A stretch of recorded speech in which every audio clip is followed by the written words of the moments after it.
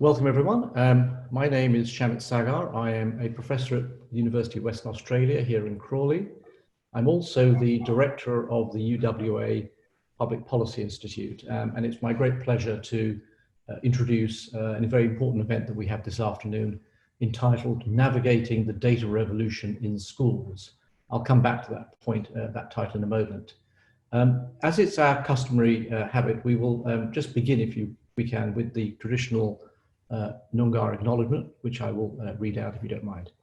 The first is that the UWA acknowledges that its Crawley campus is situated on Noongar land, and that the Noongar people remain the spiritual and cultural custodians of their land, and that finally that they continue to practice their values, languages and beliefs and knowledge. I, on behalf of UWA, therefore pay my respects to their leaders, past, present and future. Thank you. Now, this event that we have is, as I said, a very important event as part of our normal translational work. But can I just begin by saying a word or two about what the Public Policy Institute is? People may not be fully aware. So in about 2018-19, UWA took it upon itself to cast out its strategy and vision over the next decade, all the way to 2030, and decided collectively to become much more of a civic-minded university. In other words, going back to the principles of 1913 or over 100 years ago, when the university was established to serve the people of Perth and WA. And the Public Policy Institute is largely born out of that sort of reset of our strategy and vision. And what that means in practical terms, that the Institute does several things. The first is it has a translational program where we look at cutting edge research that our academics and indeed others from other universities in WA are involved in, and try to make sure that research is connected with, in practical terms, the work and the outlook of practitioners, but also of people in policy circles, and then finally people who are users of particular services or indeed certain markets. And we have many programs in that translational set of activities, and this is just one. Second of all, we engage in some thought leadership. We commission a series of key reports. This year we're doing two, the first one of which came out very recently, and I'm just going to hold up a copy for those of you who can see. It's entitled Reimagining Australia, and it looks at important debates as Australia's ethnic composition changes as a result of mass migration. We'll be producing a further one later on this year, dealing with the challenges for professions and disciplines that arise from climate change. Those challenges being not about climate change, but how those professions would have to evolve to meet those challenges of the future. Thirdly, we have a briefing series, which is to use the power of the written word as well as the power of the spoken word. On the back of a lot of the events that we have, such as this, we often commission our speakers to expand upon particular points they make over 600 to 800 words for a largely lay audience. And then finally, we have a capacity building role in order to support our own academics to play a more fruitful role, combining their research with the work of politicians, practitioners, policymakers, but also people in business and the not-for-profit sector. So that gives, I think, very quickly a sort of a sketch as to what the Policy Institute is all about. And you're very welcome as part of our event this afternoon. Can I also say that we have, as of this afternoon, something like over 100 people who've registered to attend this event. So that's a great result, it seems to me. When we first envisaged holding this with Glenn and colleagues, I think over maybe 6, even 9 months ago, Glenn reminds me, we had envisaged this being a very significant public event. We would gather in excess perhaps of 200 people on our campus itself to have a very large debate, a very inclusive debate, a very full debate about the issues that will arise this afternoon. So it's no accident that we've managed to get the better part of sort of half of what we originally envisaged as part of that. Can I also, before I go very much further, welcome the individuals who've agreed to take part in this afternoon's discussion. My colleague Glenn will introduce them a little bit more formally, but we have, in no particular order, Peter Titmanis, who's from ACARA, a key regulator in this area. We have Glenn Savage from the School of Education. I'll talk about him in a moment. Bill Loudon, who is, amongst other things, an emeritus professor from UWA here. Sarah Jefferson, who's from Edith Cowan University. And lastly, and not least, Ross Barron, who's the principal of Wesley College. Before I go any further, I should declare an interest. My son is a pupil in year 7 and he is looking forward to the end of term for Oz, which comes this time sort of tomorrow afternoon. And I also have, of course, the Wesley app on my phone, and we'll talk a little bit about the kind of data that shares with parents in terms of kids' education. Now, lastly, before we go into the actual event, let me just offer a couple of quick thoughts about the topic itself. When talking to Glenn and colleagues in planning this, it strikes me that there are a couple of things that we just need to pay attention to, and they have to do with the way in which public services themselves have been changing in many advanced industrial societies. A couple of things have happened as a result of those changes in the last 20 to 30 years. The most important of which has been the idea that public services and education in particular, and this of course we extend into privately funded education, but they ought to be a choice agenda built into that. That the people who use these services, the people, parents in this case, and pupils themselves, would have a greater awareness of the quality of those programs and be able to compare one with the other. That they would, in other words, be about getting away from just being given what you were given and taking that without any choice. In the world of public policy, we have some very fancy language to describe this. We describe the importance of new public sector management theory, where there would be higher degrees of accountability by people on the part of people providing education, but it also may apply to healthcare and other public service, other services.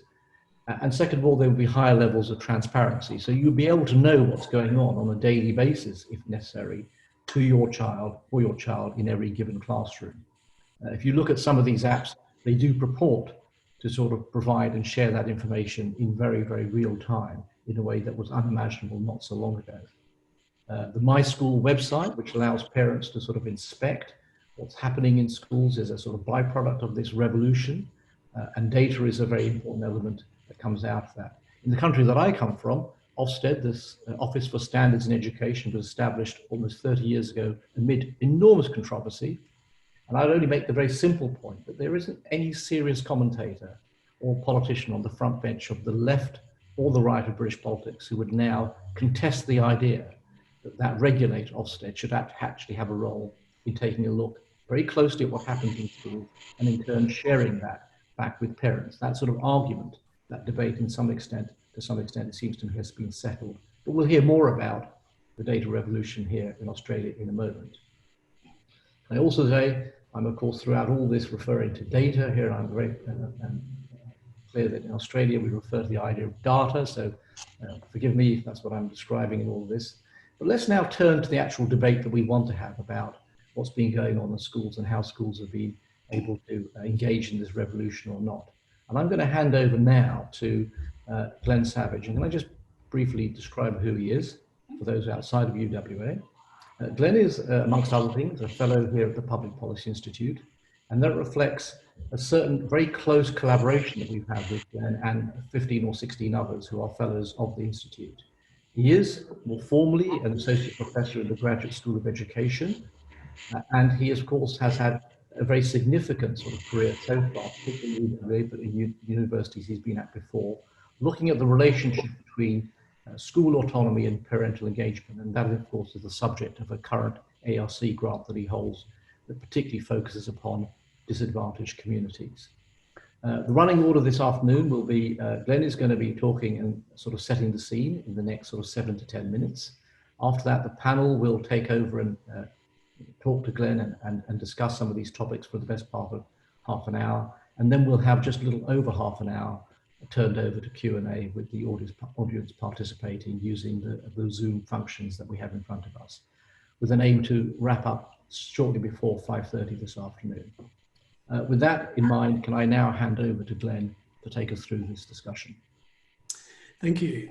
Well, look, first of all, I just wanted to say thank you everyone for joining us today. So it's a real pleasure to be here in my house currently to host this virtual forum on navigating the data revolution in Australian schools.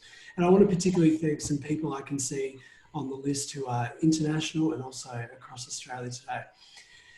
In thinking about how to say a few words to start this event off, I got kind of interested in the idea of revolution. You know, revolution is a really interesting concept. You know, to talk revolution is to talk big. You know, revolutions are supposed to revolutionize, to overthrow, to enforce dramatic or wide-reaching change to impose a new order on a set of relations. Underpinning today's event is a provocation, which is that schooling systems worldwide are undergoing a data revolution. That is, vast and fundamental changes in how data is produced, used, and understood. And as a result, significant changes in the conditions of possibility for how we engage with education. Schools, for example, are now awash with data. At no time in history have parents, students, school leaders, and policymakers had such widespread access to data on a dizzying array of indicators about how students, schools, and even systems are performing. Schools themselves are also data factories, producing new forms of data through the use of online and mobile learning apps and platforms. This data revolution has been driven by technological advances that have not only made it possible to generate extraordinary amounts of data, but have also allowed this data to be widely spread and consumed. If you take a step back, in a historical sense, you might say, well, we've always had forms of data about students, about teachers, about schools. And that's true. From the dawn of schooling systems, there have been various examinations, metrics, report cards, and other evaluative mechanisms that have produced information. The past 2 decades, however, have seen what I would call deeply transformative shifts in terms of the forms of data that are possible, and also how these new data forms impact what we know as schooling. And attached to these shifts are often grand hopes and grand promises, from tech companies who promise a revolution in how we experience and understand learning, through to bold claims in policy that we can use big data to identify evidence that tells us what works to improve schools. In either case, there's a sense that data is the key. It's a key of some sort to understanding everything from who we are as learners or teachers through to how schooling sectors and systems operate. And such claims are part of broader arguments, again, that we are witnessing a fourth industrial revolution driven by new digital technologies that are ostensibly transforming our societies, including how we think, how we learn, how we work, and how we go about our daily lives. And in this context, we see economic organisations like the OECD or the World Economic Forum actively encouraging education systems, politicians, and institutions around the world to respond, adapt, and promote digital and data transformation. So at the level of the individual student, we're told new digital and data technologies will enable personally tailored precision education, doing away with the so-called one-size-fits-all approach of traditional schooling. We're also told that the adoption of new technologies could potentially lead to the replacement of apparently obsolete teacher-centered teaching as a result of new adaptive learning apps driven by AI and machine learning. Now, in an age infatuated with such promises of innovative disruption, this idea of a data revolution can sound highly alluring. This is especially the case in a context in which traditional schooling systems are regularly described as being relics of the past. We're told schools are tied to an industrial model, no longer relevant in globalised and knowledge-based economies. Schooling systems, we're told, need to be fundamentally overhauled to ensure classrooms become labs of the future rather than museum pieces of the past. The problem is navigating this new world of data is easier said than done. So without expertise and skills and knowledge to understand what data can or cannot tell us, it's really easy to make ill-informed decisions or use data in unintended or misleading ways.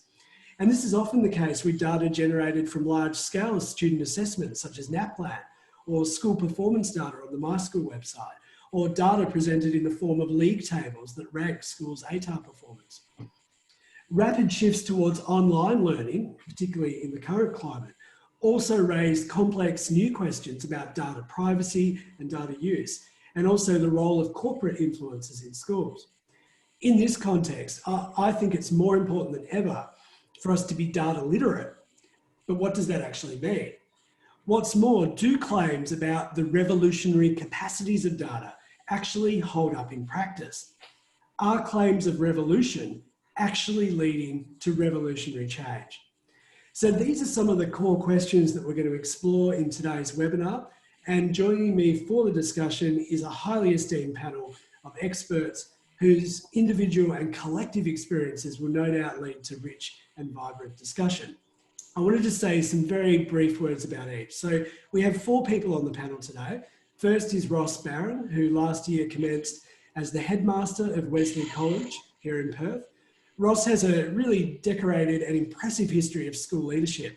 Most recently, he spent a decade prior to Wesley as the head of senior school at Hale School here in Perth also. Second, we have Sarah Jefferson, who's a director at the Australian State School Council of Education. Sarah is also a course coordinator of the Bachelor of Education course at Edith Cowan University and is in the process of completing her PhD. And she's told me she's mere weeks away from submitting her thesis, so it's awesome. We also have Bill Loudon, whose experience working in and around education research and also policy is rivaled by few. Bill is Emeritus Professor of Education at the University of Western Australia. He was previously the Senior Deputy Vice-Chancellor here at UWA and also the Dean of Education. And Bill has led many government reviews and inquiries, and most recent and relevant to this panel is that he headed up a major national review of NAPLAN. Last but not least, we have Peter Titmanis, who has significant and also high-level experience in WA and national schooling policy. Peter is currently the General Manager for Assessment and Reporting at ACARA, the Australian Curriculum Assessment and Reporting Authority. And prior to this, he was Executive Director for Strategic Initiatives and Performance at the WA Department of Education. And he's also Chair of the National Online Assessment Working Group for NAPLAN Online.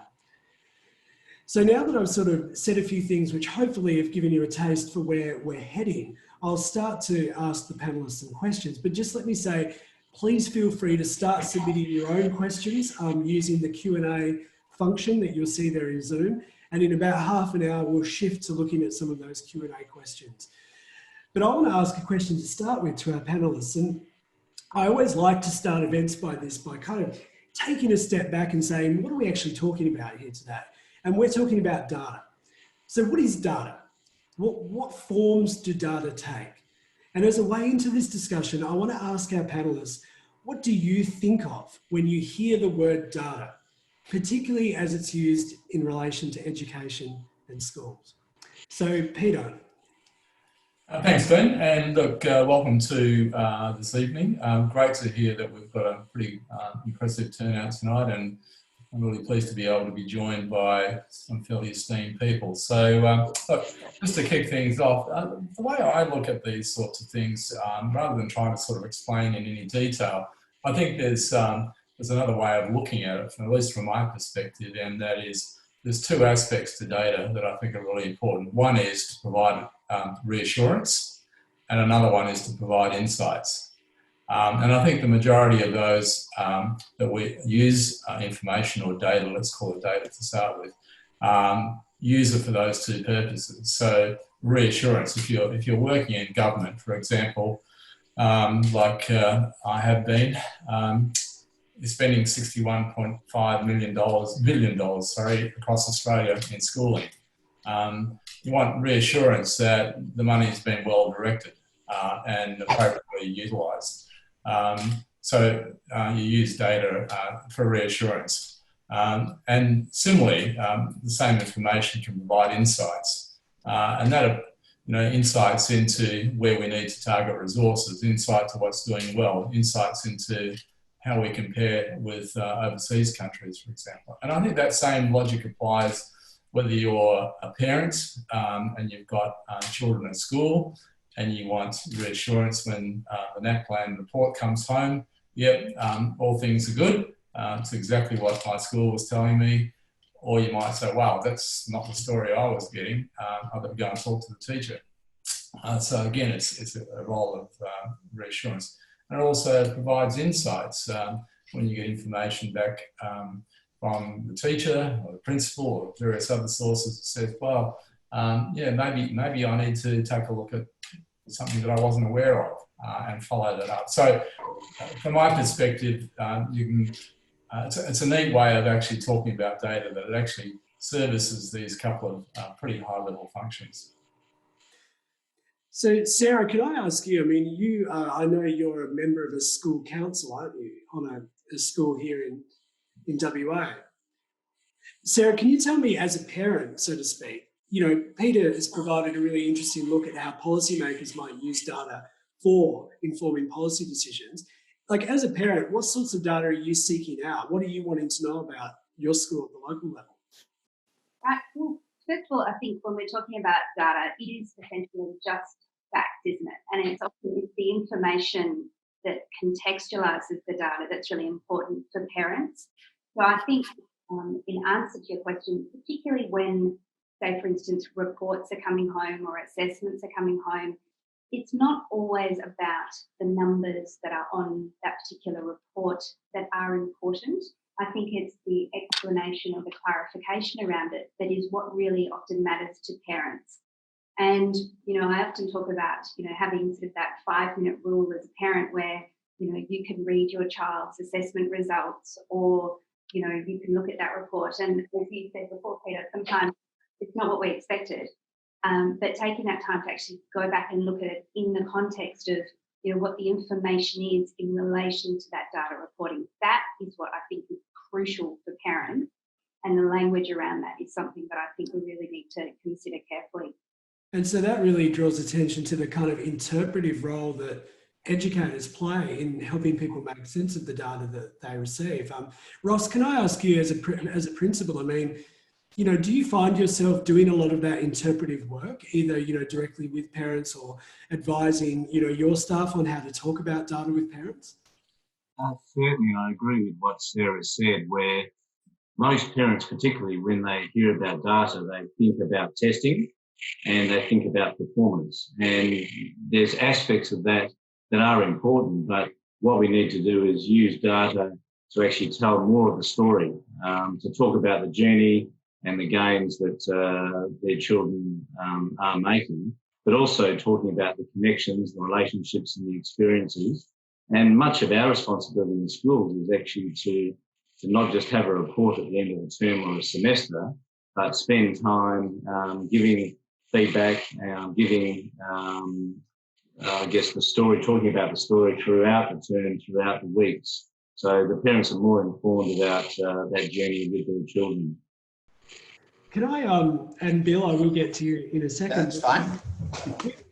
All of you together have had extensive experience, over the last few decades working in education, and you all would have seen a lot of changes take place in how data is produced, how it's used, and also the kinds of data that are available to us. I want to know, when you all reflect on the past decade, and maybe Bill, we could start with you. When you reflect on the last decade in particular, what stands out for you as the most significant change in terms of how data is used or how data is produced in relation to schools and schooling systems? Yeah, thanks, Glenn. I think the most significant change has been the development of all of the business intelligence systems that schools now rely on. I can remember in about 2005, when I was working on and off with Peter Chipmanis in the education department, he was running a program called Monitoring Standards in Education, which produced these sort of computer printout sheets, which principals were sent and then lost mostly. And I can remember a friend of mine, Helen Wilde, who was Dean of your faculty, Glenn, wandering around schools with a box of erasers and pencils, teaching principals how to do boxer whisker plots so they could make something of the data that Peter's printouts were giving them. And they had no idea. They often couldn't find the bits of paper. But I remember one year we actually had to get a bootleg illegal set of the data from the department because the principals couldn't, not enough of them could find it. And we're so far away from that now. If you look at the sort of best in class data management, which is probably New South Wales, who've got a system called Scout, which is a real sort of current generation business intelligence system where you can look at this and that and attendance and achievement and growth in achievement, and it all comes up in lovely graphics. I mean, what you do with it's the next problem, but we've travelled so far from, pencils and erasers and box and whisker plots on bits of paper. Yeah. Peter, from your perspective as a policymaker, I imagine that, you know, the sophistication of the kinds of data that are available, but also the centrality of it in your work informing policy would have changed significantly over the last decade or two. And I guess, like, is it hard sometimes to keep up with all the, you know, the new types of data that are there to be used, and how to actually make them make a difference, so to speak? Look, yeah, Glenn, that is true to a degree. I think one of the things that, as Bill said, the enormous explosion in what's available. You know, if we just take a look at the information systems that schools now run, you know, financial information, you've got attendance information, you've got a lot of information about the background and types of kids you're putting in. You've got the test results, you've got their ongoing achievement results that the teachers are putting in. So it's an amazing set of information. What I don't think that we're quite up to speed with is the utilisation of that information. There's these promises of, look, you know, real-time information for teachers as they're teaching. That's the big promise. I think we're a long way from that. But look, there's a trove of data, and I agree with Bill that what we're still struggling with is how to make it valuable from the parents' point of view and from a policymaker's point of view. And yeah, you have to spend a fair bit of time organising and sifting it to actually get the benefit out of the information. And we're still some way short of being able to do that in a sensible way. I mean, there's lots of data out there, and people purport, yes, there's, you know, we've got this information for you, but when you start taking a look at what it's based on, how recent it is, yeah, and what it's actually telling you, we're, you know, look, it's great that people are trying, but we've still got some way to go on that front. Yeah, because I mean, I think the examples that you and Bill have provided, both, or for me at least, underline the fact that, you know, not only has there been a kind of proliferation of data, but the data takes such varied forms.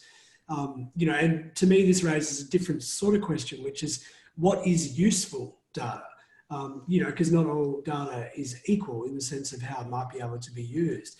And so, and in saying this, immediately I'm thinking, you know, what might be useful for me as a parent might be quite different from, you know, my role as a researcher or the work of a policymaker or a principal. So I'm wondering if any of you can offer some ideas about what you see as being useful data from your perspective, and why it's useful. Like, how do you actually use it to make your work or your role better? Ross, can I ask you? To answer that question, probably leading on from what Peter said, what I've seen within a school setting is we're starting to get better at collating a lot of the data, because there's so much out there, and we're getting better at actually finding data that will actually be useful. And we're seeing more about themes that we can use with our benchmarking, but also with our data we're getting from students in real time, and then we can actually tailor what we're doing in the classroom. And I think of an example in the last 3 weeks within Wesley, where with our benchmarking with the year group in our junior school, we now know, after some benchmarking we did earlier this year, there is a bit of a lag with their literacy levels. So we know there's something in the next 6 months that we can do for that particular cohort that will make sure that we put in some interventions and some resource to try and help them in the short term. So I agree with Peter, trying to actually find data that's useful amongst all the data that's out there is the difficult part. But I think schools are getting better at trying to find what is important and putting to the side what not is useful or important. Do you think there's a thirst for data amongst parents? I mean, are they seeking out, you know, data? Are they engaging with it in what you would see as a kind of literate or nuanced way, or do you often feel that you're putting it out there and not necessarily getting the reciprocation? There's a growing trend of a bigger take-up. Certainly parents want that summative information. Where's my child? How do they fit in? They still crave that. So if you walk away from that as a school, you do that at your peril, but it's about educating parents about that formative data and showing them the progress that their child is making throughout the journey through school. So that's the area that, as a school, we can educate our parents about how important that information, that data is, as well as the summative, the old style reports that parents still crave. Yeah, yeah. Bill, can I ask you what you see as being sort of useful data in terms of your work and the various hats that you wear? Sure, Glenn. When the thing about useful is useful for what, isn't it? So I'm interested in all kinds of data. I'm interested in PISA and TIMS and PEARLS and NAPLAN because I'm interested in national policy, and they're important tools in giving you a sense of what's changing and what's not changing, but not of much interest to teachers. PEARLS is not of much interest to teachers, I wouldn't have thought.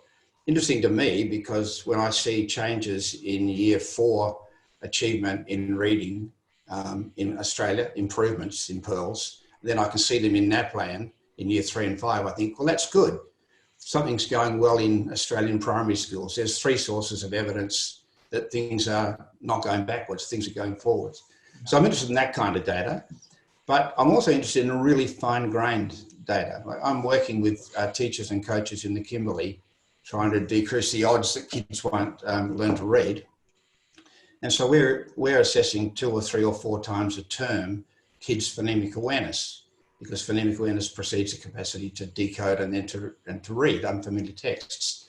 So really, we're looking at really fine-grained data for that purpose. Yeah. Another context, I'm involved in a school improvement program the Fogarty Foundation runs, as we've had a lot of value out of looking at school culture through an index called the Occupational Health Index. And it's kind of a precursor to school improvement. You can see as the school culture improves, their capacity to get a grip on the problems they're working with and get some improvement follows.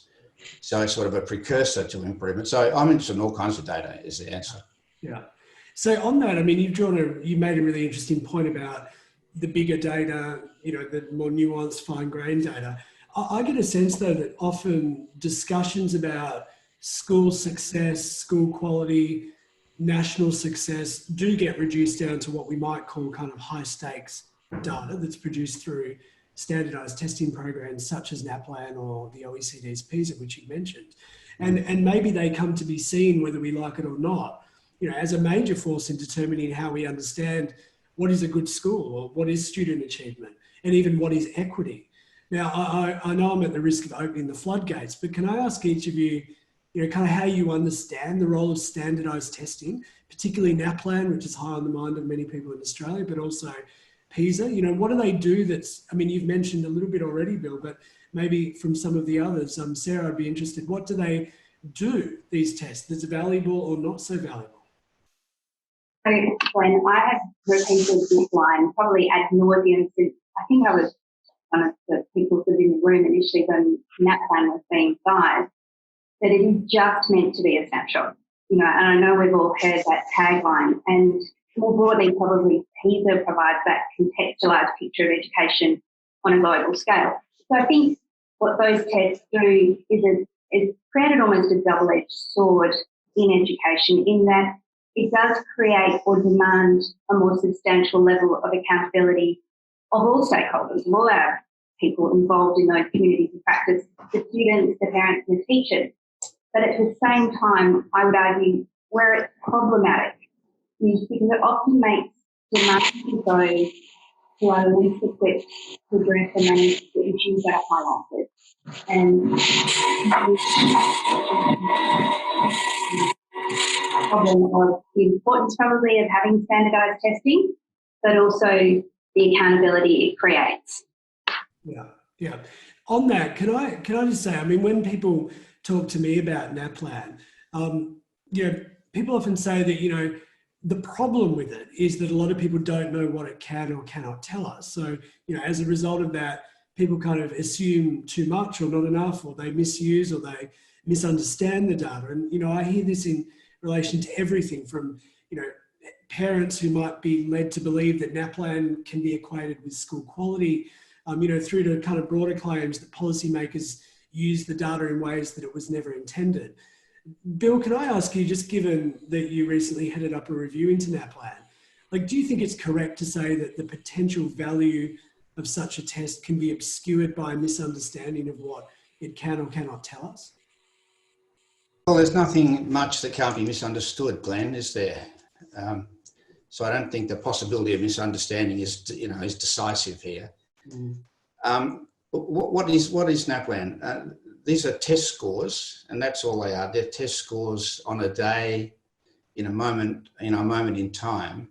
So, for the obvious statistical reasons, if you want to look at patterns in those test scores, they'll be much more useful at a national level and pretty useful at a state level and quite useful at a school level and one of a number of potential estimates at the individual level. If you want to know what your kid can do, if your 8-year-old can do in reading, ask the teacher. If you want to know what your 8-year-old can do in relationship to other children that the teacher doesn't teach, you might want to have a look at some other standardised test scores. But then you want to do that in triangulation and you wouldn't want to rely on a single measurement. But it's about what are these things useful for? I mean, the further you aggregate up, the better and more durable the estimates will be. But if you want to know about what a kid can do, what they need to learn next, talk to the teacher. That'll be the best source of information. Yeah, yeah. Peter, did you want to offer a perspective on this as someone who is arguably closest to NAPLAN management in the country in some ways as the assessment manager for ACARA?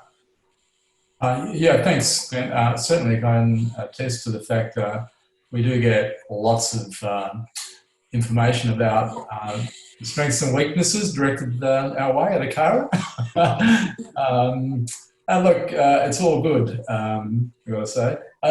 Yeah, I agree pretty much with what Bill said. Look, it needs to be triangulated. It's very powerful at the policy level, state level, and in informing schools about potential directions. But you've always got to ask the question when you see the information, well, what's it telling us? And I think that's really just as important as the data itself, because we've just had a recent experience at ACARA. Following Bill's review of the My School website, we went out and spent a lot of time talking to parents, different backgrounds, capital cities, rural parents, private government, the real cross-section. And what I was taken aback with really is we had all this, what we thought was great information on our website. But when parents were asked, what do you think this tells you? A lot of them struggled. And so, I think the lesson we learned about it is it's not so much about their lack of data literacy, but it's more about lack of ability to explain things to parents and other community members in a way that they can make sense of the information. So what we've actually done as a result of that was spent a lot of time revamping the website and understanding where parents had trouble making changes. So we're going to do that again later this year when it's safe to go out and talk to people and see whether the changes that we've actually made have actually marked the spot. So I think it's equally incumbent on the information providers or the data providers to put it in a way that, whether it's contextualized or raw, that helps people understand it and therefore minimizes misinterpretation, and then you could lead to misuse. I mean, we're never going to stop misuse, especially these days with the internet. People can get on and create their own stories. Before, we used to have a filtered view, always through the media. That now is contested. So I think it's incumbent on us as data providers to make sure we put it into the audience that we think it's mostly appropriate for, in a way that is going to minimise that misunderstanding and misuse. Do you think, Peter, I mean, when a parent makes a decision to go onto the internet, type in My School, and look up a school, why do you think they're generally doing that? What would the typical parent be looking for, do you think? Is it about choosing schools? Is it about getting a sense of where their school's at? Yeah, look, we did ask that question in the focus groups. and it varied. A lot of the visits were from parents who were curious. They were moving into a new suburb. They wanted to have a look at the schools before they went and spoke to the principal. So I think the reassuring thing about the people who we spoke to, and I think that was typical of all the people that I've sort of come across, is it's only one part of the information that they're actually using to make an informed decision about their children. There are lots of parents who, have the facility to be mobile with their children and, have choices about where their children go to school, and they're the ones that typically would go there. So there's a lot of media attention, obviously. Principals use it, although most states and territories have their own version of My School, which they use and direct their principals to. So curious parents and parents who are interested in making some choices about where their child might go, but only as a first step. Yeah, yeah. You mentioned, Peter, the idea of data literacy, and this is a question to anyone on the panel, but we often hear that, we just need greater data literacy amongst key stakeholders. Again, the idea that there might not be sufficient understanding about what data can or cannot tell us. And again, given that each of you are invested in this space in different ways, I mean, do you agree with that idea that we just need greater data literacy? And if we do need greater data literacy, what does that actually look like? Because it's something I hear a lot, but I'm wondering, how would you enable a parent to be more data literate? Or how would you enable a principal to be more data literate? Or the media to be more data literate? I mean, do any of you have any views on that? Yeah, I was genuinely interested, and it's almost sort of a follow-on question to you, Peter, just about this. Was with my students here, I often will go through sample NAPLAN reports with them because they're doing a BEd, and I get them to read them through, because we often talk about NAPLAN, but what does the report look like? What does it sound like, feel like? So we look at that obviously at sort of a uni level, and I've obviously read it from a parental level. I was interested though, has anyone done testing for parents around their reading of those reports, their understanding or their feedback around the language contained within those reports? Because, as I say, it's often very specific to, as you said, literate or numerate language. Has anyone sort of investigated how it's received by parents who are often, the ones for whom this is intended? Yeah, look, in the early days when we were developing those reports, and I was part of that group at the time too, there was, through our state and territory colleagues, rather than through ACARA itself, the invitation to provide feedback based on a number of different groups that they had consulted with. And so that information was used to form the nature of the reports.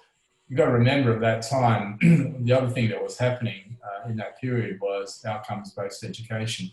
And a lot of the language that was being used in outcomes education wasn't accessible to parents. But we thought, and I'll use the collective we because I was part of the education department at the time, that was okay. But as we all know, ministers collectively stepped in and said, look, that's just way too much to expect parents to understand, and so we had AOE reporting take a resurgence and much more, for a lot of parents, easier to understand reports. So it's probably timely that we went back and had another look in light of what we've learnt out of the My School work that we've done to go and revisit those reports as well.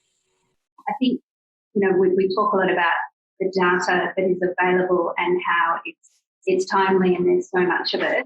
But to come back to the original thing, the context around it, I think, again, we need to make it accessible, and maybe that's another conversation to have when you're reporting, not just to teachers, but also to parents. Sometimes you've got slightly different audiences and you need to tailor accordingly. Yeah, look, my view is that principals and teachers generally do a pretty good job. I mean, they don't just lob into the hands without some context. And Ross can probably talk a little bit more about his experience in that space. So it's intended to be standalone, but I know from my personal experience that there's a lot of work that goes in quite often by the schools themselves to contextualise the information, along with end of semester reports and other information.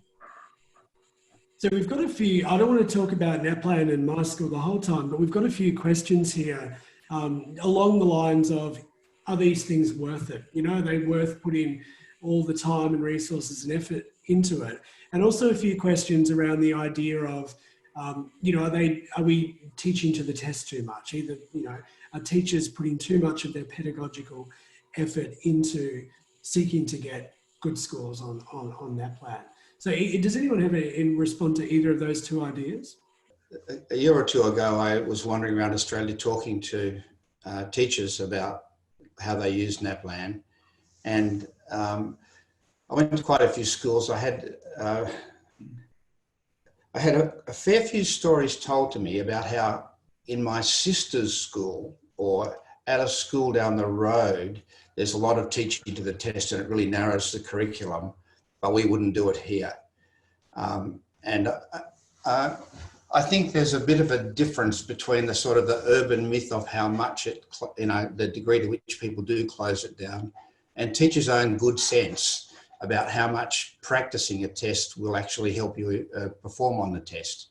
I mean, clearly some practice, if you don't know how the test works, if you don't know how to colour in the dots, you need to have a bit of a practice at that.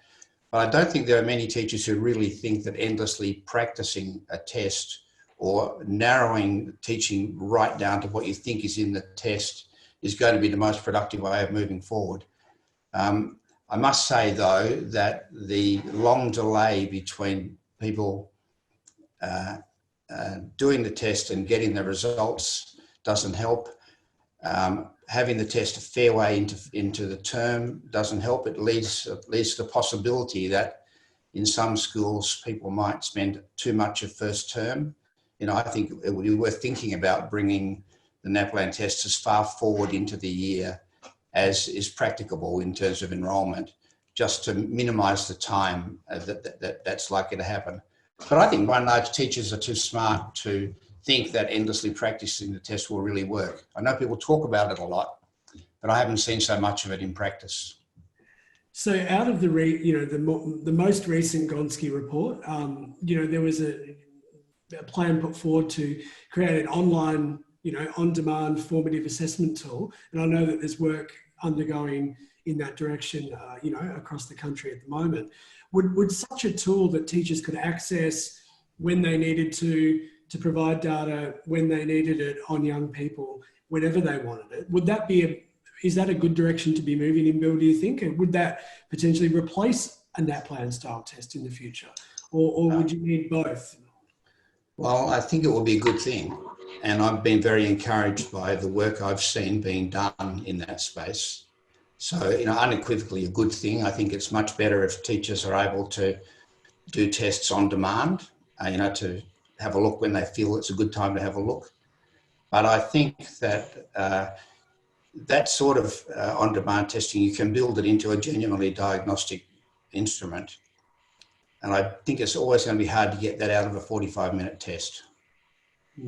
So it's a horses for courses thing. I think there probably continues to be value in a light touch, infrequent check on every kid, supported by assessments that teachers can draw on daily.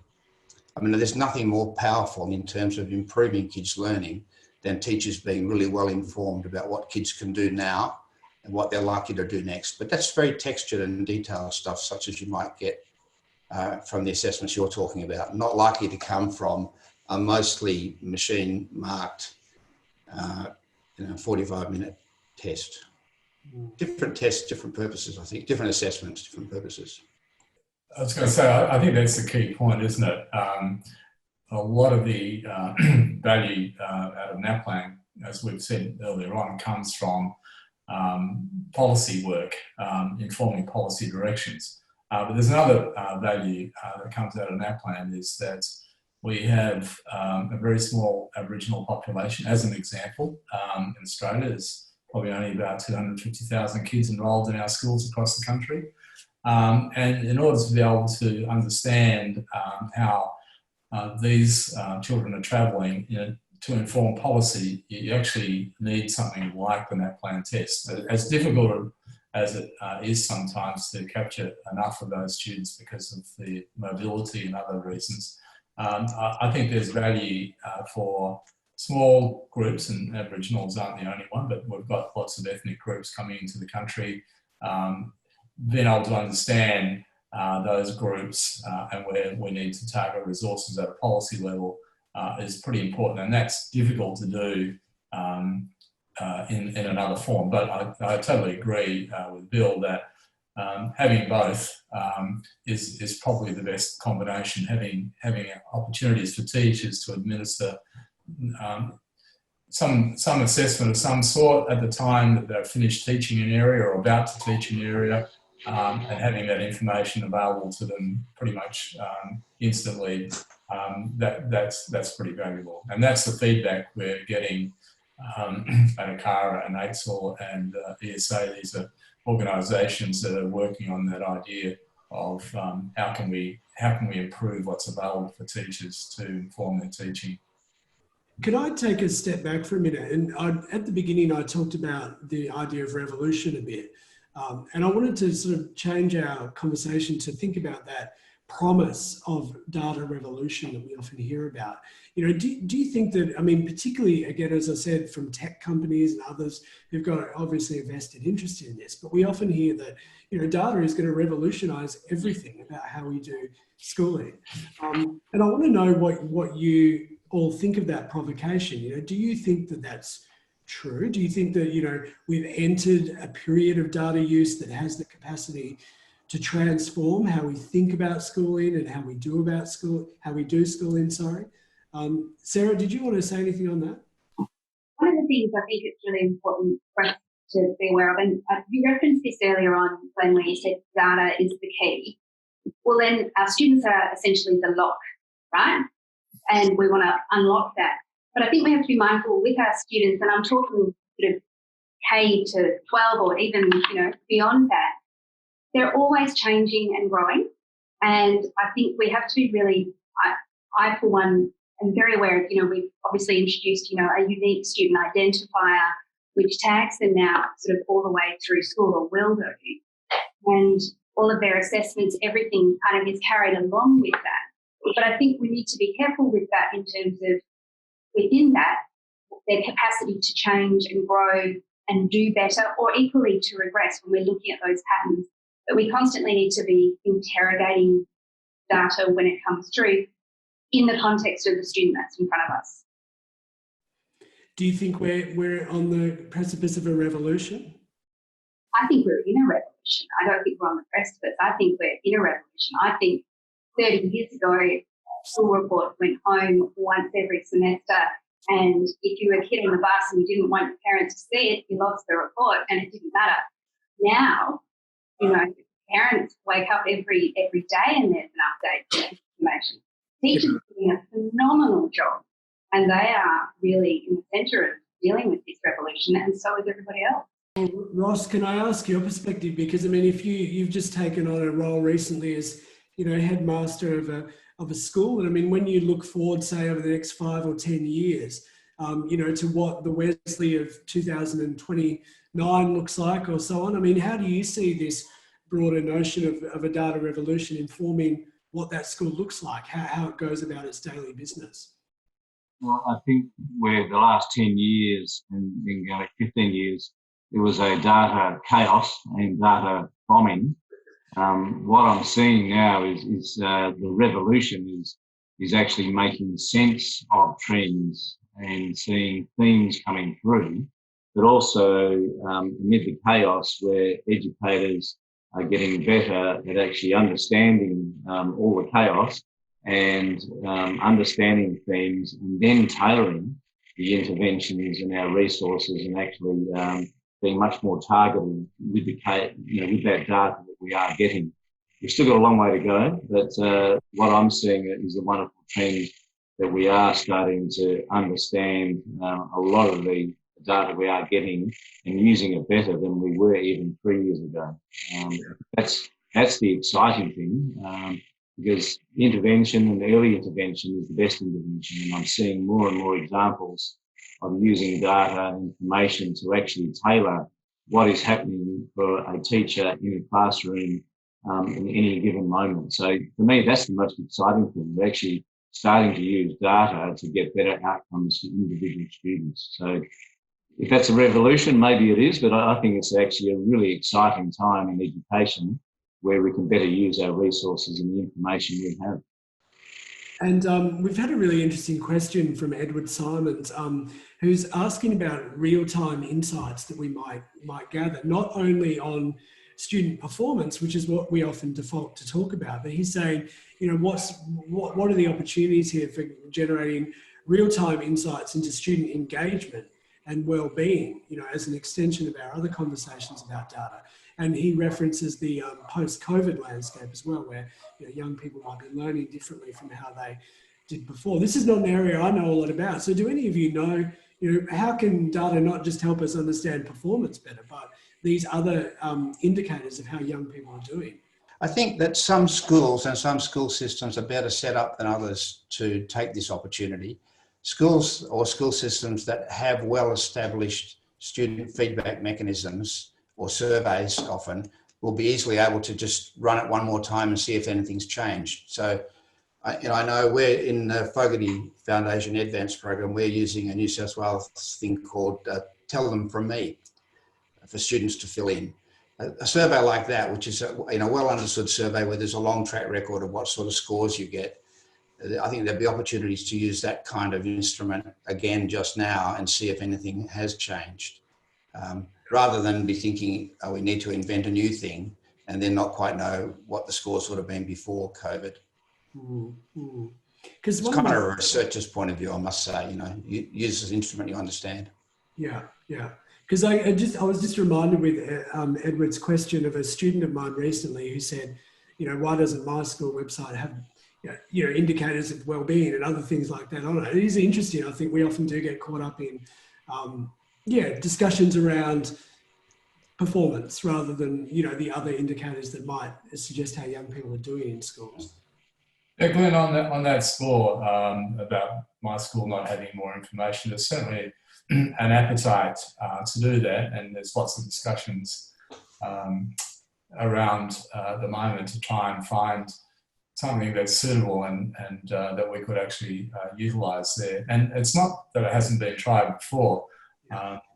There has been a mandate for education departments to run these surveys of well-being, parent satisfaction, student satisfaction, teacher satisfaction every 2 years. And so there is information. This goes back to a point that or at least I was trying to make before. It's data, and what we need to do is turn it into something that the people who are going to be looking at it can make sense of. And I think that there's a lot of interest in those sorts of things, and cross-curriculum competencies, as they're actually called, these generic skills that we expect and want our students to have. Similarly, but there's still some work to be done in trying to identify suitable instruments, as we call them, suitable ways of gathering that information and turning it into something that makes sense to teachers and makes sense to the public. And I think as well, Peter, it's a question of scale, because I think if I wanted to know about wellbeing issues or other things related to my child's education, often it's a school-dependent, context-dependent conversation that you need to have. And actually, it's just got my mind thinking about how do parents engage in this current climate? Like, what are the main ways in which they might engage with the school and get information or data from it? And which, in a kind of COVID landscape, has got me thinking about apps, portals, the whole range of different ways in which parents now can provide information and also receive information about schools. And yeah, I mean, with that comes interesting challenges. So often, you know, there's a lot of influence there from corporate players, ed tech players, who, you know, can use that data in different ways, who, you know, can potentially generate profit from data that's used through these things. So I'm sort of trying to shift the conversation on thinking about, you know, technology in schools, the work of tech companies in helping us make data and making new ways of liaising with schools from different stakeholders. Does anyone have any comments on that particularly? Yeah, look, let's go back to a point that you made a moment ago when we're talking about, you know, well-being and those sorts of things. I think there's an important source that we've got to keep coming back to, and that's the child themselves and the child's teacher. Because you get a pretty good feel as a parent about what's going on, mostly. As the kids get older, you don't, but you certainly get a fair bit of feedback around the climate in the school, and do they feel safe? Do they feel secure? Is, you know, your teacher helping with your work if you've got a problem? So I think we've got to keep this in balance to say, yeah, tech's great. We need that to add to help teachers do, you know, pretty challenging job a lot of the time these days. But I see it's really important to keep the teacher at the centre of the conversation, because it's a bit like me driving down the road with my fancy GPS and, you know, navigator, and blindly following what's saying without saying, oh, that doesn't make sense. I thought, you know, I could go here. So it's information, and we've got to keep coming back to the fact that in the end, it's the classroom teacher's got to make the judgment about what to do next, or whether it's appropriate, or, you know, is this conflicting with other information that I've actually got. So yeah, I think tech's great. You know, I love it myself because I work in it every day. But I think it's important to come back, like what I do in my job. When I get the information out of an application or a computer, I still have to make sense out of it. You know, did we make an error in putting it together in the first place? You know, does it fit with other information that we know? Yeah, yeah. And on that, Peter, I mean, I often hear concerns around the use of, you know, technology in schools, particularly technology from for-profit organisations, you know, concerns around who owns data, data security, data privacy. I mean, especially in terms of the data generated about young people being owned by, or at least stored in servers owned by corporations. You know, I think, you know, we're in a context now where whole schooling systems often rest on the use of, you know, new digital platforms that store everything from kind of individual student data through to school financial data, and even conversations that take place between parents and teachers through online messaging systems. So, I mean, this is a question to any of you, but I mean, do you think our school systems and schools are doing enough to tackle these potential privacy and data issues? Are we, you know, are we nuanced enough in our engagement with ed tech, I guess I'm trying to say? Well, I'll say one thing and I'll keep quiet for a while. I seem to be monopolising the conversation. I think it is a concern that we keep an eye on who's actually got access to the information. So quite often people sort of jump to the physical stuff, you know, is it going to be hacked? But I think it's equally important to know, you know, who's looking at the information in those systems. And I know collectively across the country, there's a lot of work that went on, and it's probably still going on, to try and support principals in their decisions about these tech companies and software vendors more generally, by saying to them, well, you need to check these sorts of things before you jump in and sign up to use this, you know, this product that seems fantastic. There's a couple of checks that you need to go through. Now, some of it, if you're part of a large system, is done for you, but it's, and large organisations have got a reputation to uphold, so that generally speaking, they try and attend to these things. But it's these small operators that might just work with, you know, a small handful of schools that sometimes fly under the radar. So yeah, look, I think it's as we've seen, you know, the Cambridge Analytica large organisation mining information for other purposes to which it wasn't originally intended to be used. So there are examples even with large organisations. But I think the systems. Well, certainly I can speak for the WA department. When I was there, we were anxious and we were working to help principals with their decision making around those applications. Yeah. I mean, I must admit, I've got a 4-year-old who's in kindy this year in WA, and we use the various apps, to speak with the teacher, and they use it to gather information from us. And I often do wonder where's all this information? Where is it out there, and how could it be potentially used? And then other times I think I'm just being paranoid. It's just it's day-to-day stuff. But I mean, yeah, I do personally worry about this. I think there's sort of reassurance for large organisations, like ACARA, for instance. The Australian Government Signals Directorate has a range of requirements that we as large organisations need to meet in terms of where the data is stored, what sort of access people have to it, who's got access to it, their criminal record and police checks. So there's a range of things, and we also run what we call penetration tests. We have companies that specialise in hacking come along and have a look at our information to see how secure it is. Now, very hard for an individual school to do all that. That's why I think systems are trying to support their school information systems networks with that same sort of requirement.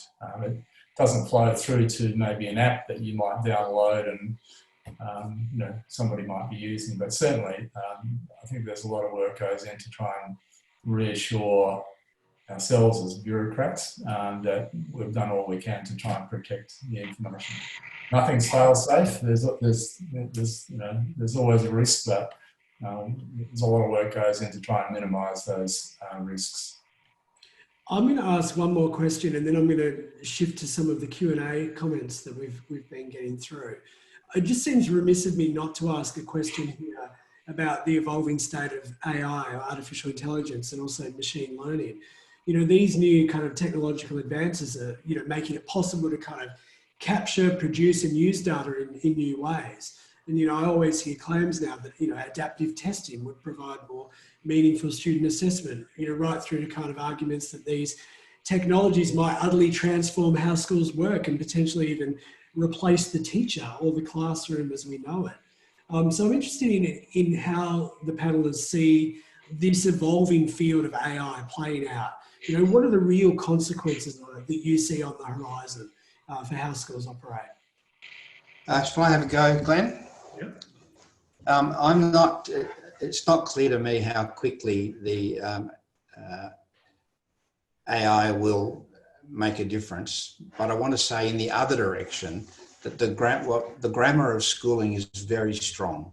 The way that schools are organised, the way that students and teachers and parents are used to interacting, the way that groups are organised in schools, the way that schools are regulated by time and terms and curriculum units, all that kind of grammar of schooling stuff is really very strong and very robust over the decades, almost over the centuries, I think. So although I'm sure there are all sorts of wonderful opportunities to do things more economically and more sharply with AI, it'll continue to be in the context of, I think, human interactions between teachers. People who want to learn and people who want to teach will continue to work together in real time and rely on the warmth between the teacher and the learner as a major driver for people wanting to learn. Bill, last year I was at the South by Southwest EDU Festival in Austin, Texas, and I went to a terrifying presentation where we're essentially told that, like, using this program that they were spooking, that the teacher would be repositioned as a data manager and would spend 80% less time in front of students because the students would be so engaged with the AI-enabled learning apps that they were providing that the teacher wouldn't be needed in the way that they were needed before. Maybe I should ask you about this, Ross. I mean, can you see a school in the future where teachers are more managing data and working with AI than they are face-to-face in front of the children? There's certainly a place in the short to mid-term of using AI. We're looking at the moment with a relationship with the companies to talk about using AI for feedback and actually streamlining that with some of the run-of-the-mill feedback that we want to give more to students. So there certainly will be a place. What's been interesting with the COVID situation, we were online for about 12 days with our students, and what the students, the feedback from hundreds and hundreds that we've spoken to is they missed the routines. They found they got through a lot of reading and material quickly, but they really missed the human interaction. They missed their classmates. They actually missed their teachers, which you never thought you'd hear students say that. But also said the best part about learning is bouncing ideas and understandings and different perspectives on whatever topic it is. That's what they enjoy. So in time, will AI be at a level that it actually replicates that human interaction? Who knows? But certainly in the short to mid-term, that human aspect is the part that you can't replicate with machines. We may get there in the future. I feel, Ross, like the COVID experience has really highlighted some inequalities, though, within our schooling system. I mean, just anecdotally, you know, I have a niece who has been able at her private school to transition almost seamlessly onto Zoom-style platforms. You know, she was attending class as usual. She was missing all those things that you mentioned, but she was still essentially doing school. And I have nephews on the other side of the family who was sort of let loose. You know, they had a couple of worksheets provided to them. They'd sort of lost their anchorage in life for a period of a few weeks.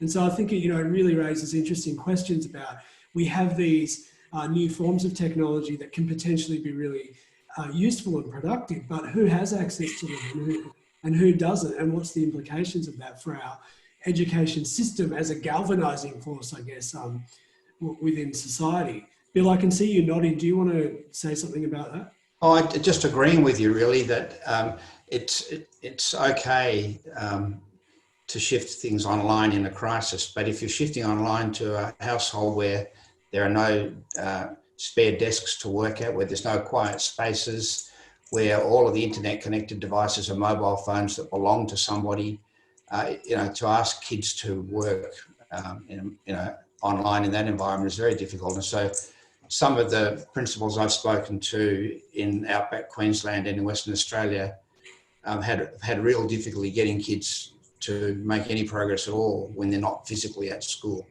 because school does have those facilities. You know, that usually there's enough bandwidth and there's a teacher and there's a quiet place to work and there's a bit of structure, and you're not competing with your brother or your cousin for the one computer or the iPad. So I think it's proven to be a real issue. Yeah. And, you know, kids in those families, I've been very concerned that kids in families like that get back to school. I agree. Our experience was seamless because we knew that every student had a device. All of our platforms we knew had been used and were reliable. So our experience was very successful, but I do agree with Bill. Speaking to colleagues across different sectors really did depend upon the resources within each family. And again, if you don't have a device in the house, apart from a mobile phone, then it becomes very difficult to have successful online learning at home. I'm going to get into some of these Q&A questions here. We've got about 15 minutes left, but I do want to hand over to Shamit at the end to say a few words.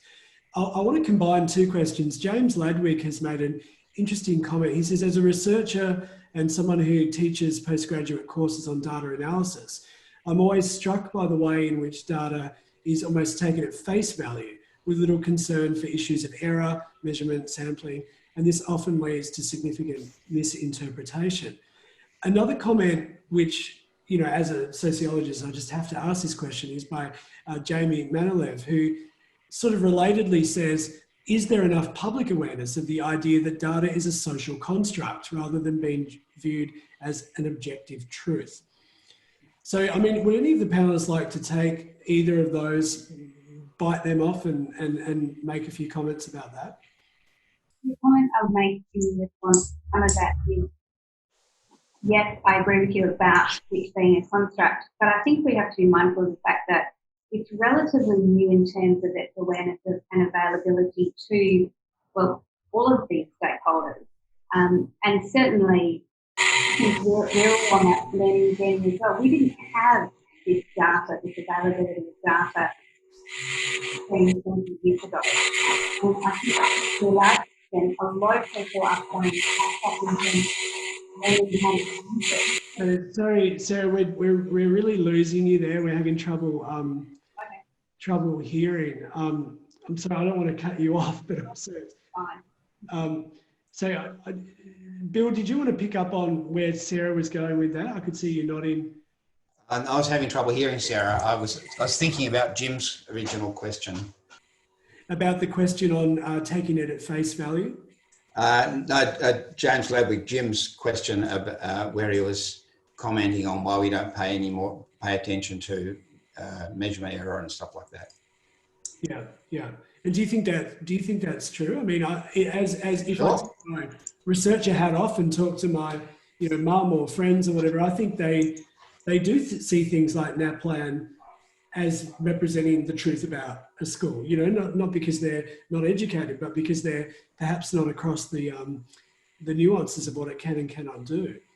Sure. I mean, the more that one knows about how tests are constructed and how they're scored and how sampling is done and so forth, the more cautious a person's inclined to be about drawing conclusions.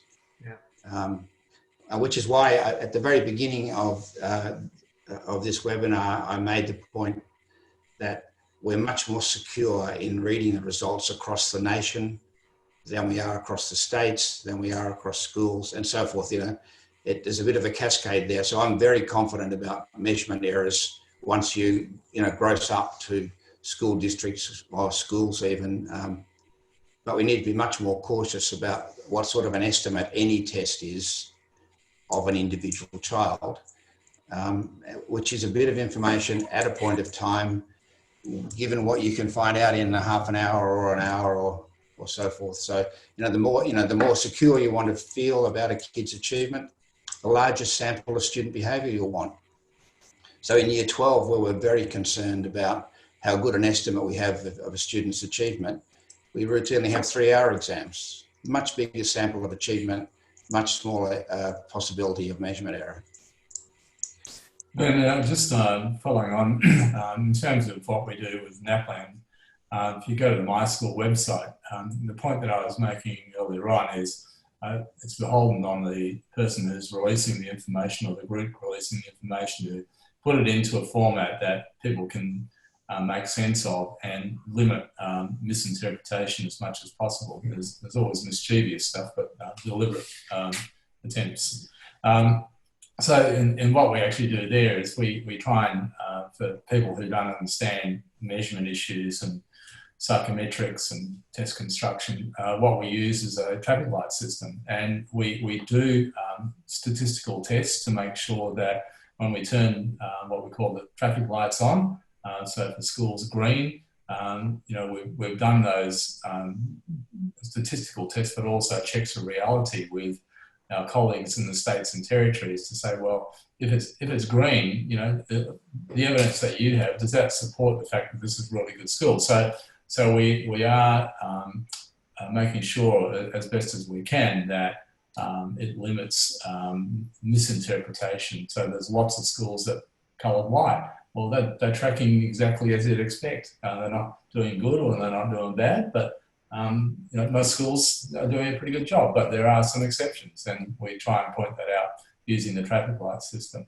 Now, it's not fail-safe because the media like to do other things. They ignore all that information and then just rank all the schools. We're trying to work with media and others to try and minimise that, but of course they make money out of it. So lots of things that we do don't seem to matter. There's an interesting question from Sally Larson who says, it's interesting to hear the perspective that parents have more data about what their kids are doing at school. I have 3 children in primary school and haven't found this to be true at all. They do use apps and Google Classroom in upper primary, but the data generated by these apps is not shared with parents. Maybe this is school dependent. Ross, do you think that a lot comes down to the school leader, in terms of or even the individual teachers, in terms of how data is packaged up and sent to parents and interpreted for them?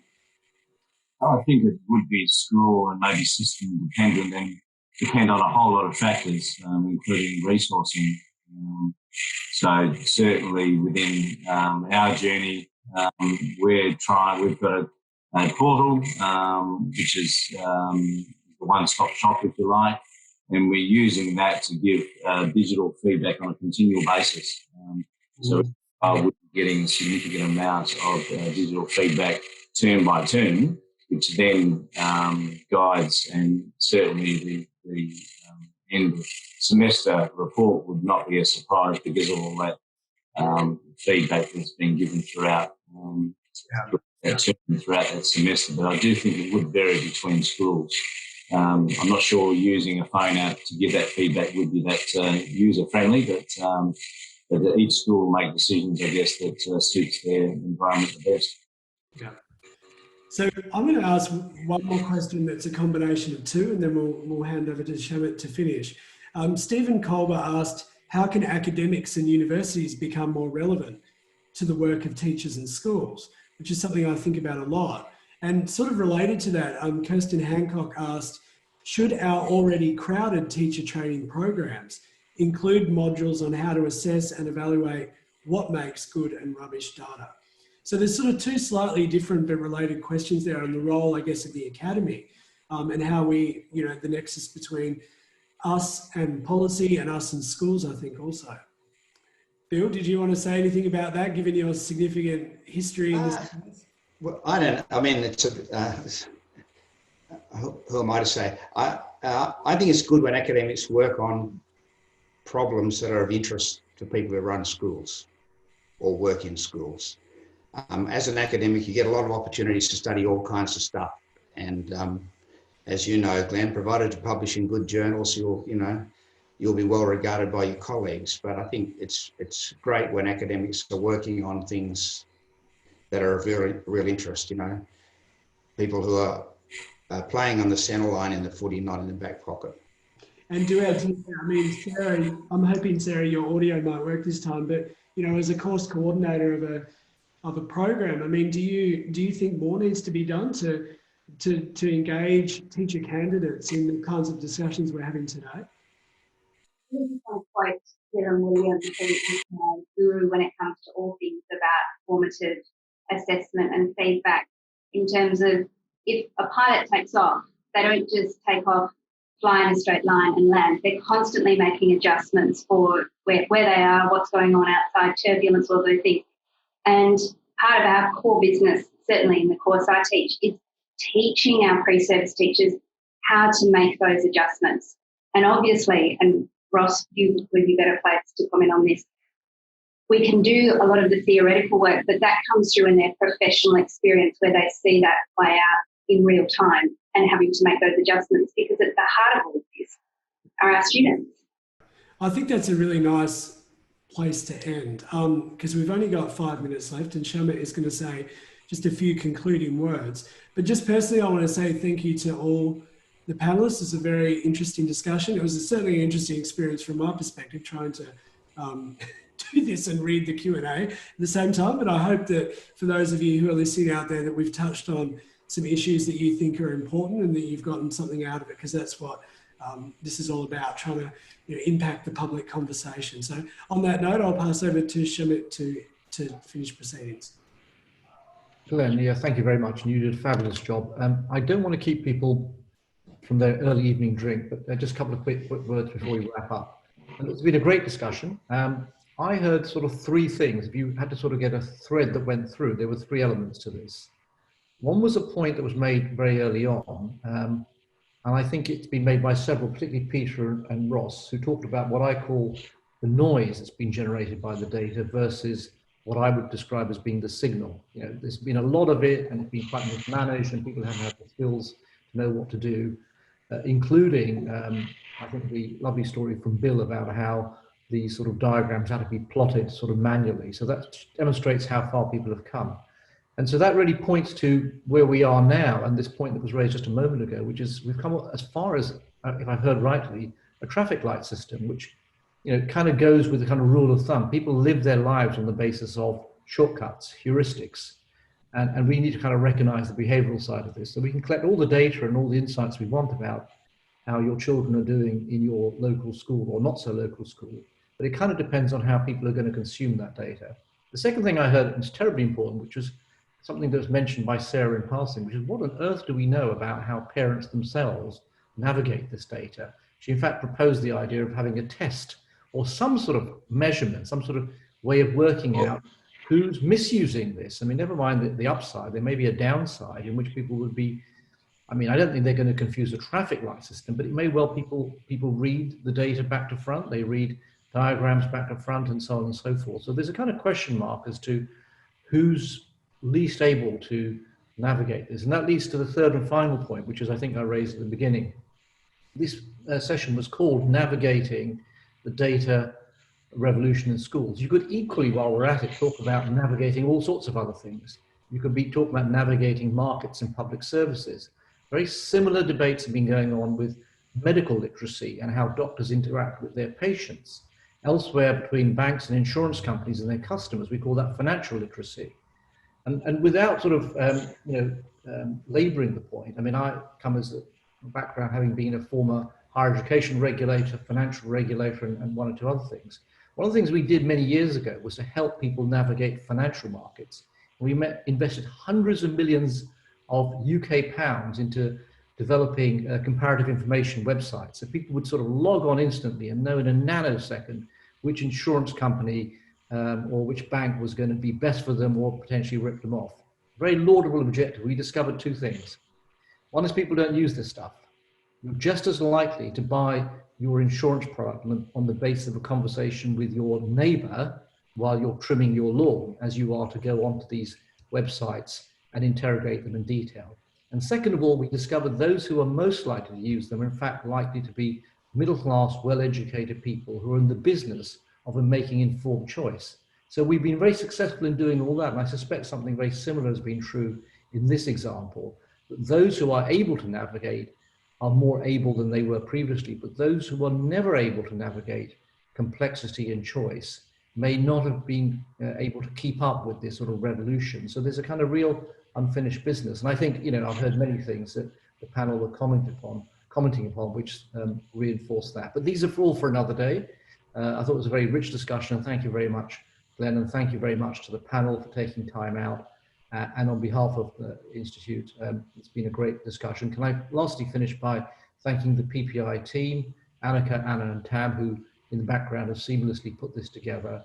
And I very much invite you to take part and participate in future Public Policy Institute public events that we've got coming up. If you have a look at our website, you'll see that we advertise them. We're very happy for people to participate. But this is really kind of our core business, to make sure that academic excellence meets practitioners and professionals, meets policymakers, meets users or consumers. All these four constituencies need to come together, and we're happy to try to facilitate that on behalf of UWA. On that note, I'll leave it. Thank you for your time.